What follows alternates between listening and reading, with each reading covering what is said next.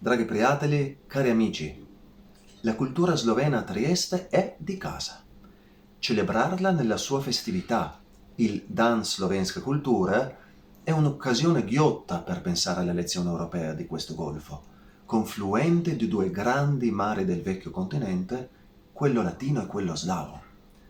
Tra i due però c'è il Novecento, spartiacque divisivo tra ciò che è stato per secoli, da un millennio abbondante, unito o almeno accomunato. Siamo conterranei, vicini di casa, ma culturalmente ancor troppo estranei. Siamo, per dirla così, dei sconoscenti. Trieste ha bisogno di crocevie, non di binari tronchi, e non solo per un arricchimento culturale, ma per necessità di sopravvivenza di una terra che deve nuovamente rivolgersi alla fonte affluente della sua proverbiale ricchezza, la Mitteleuropa. Dobbiamo riprenderci la vicinanza che storicamente contraddistingue l'Alto Adriatico.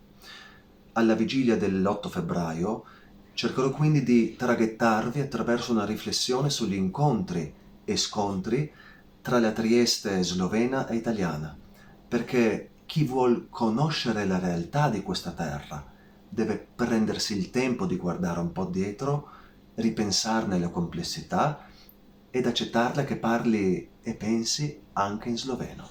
Dobrodošli, benvenuti.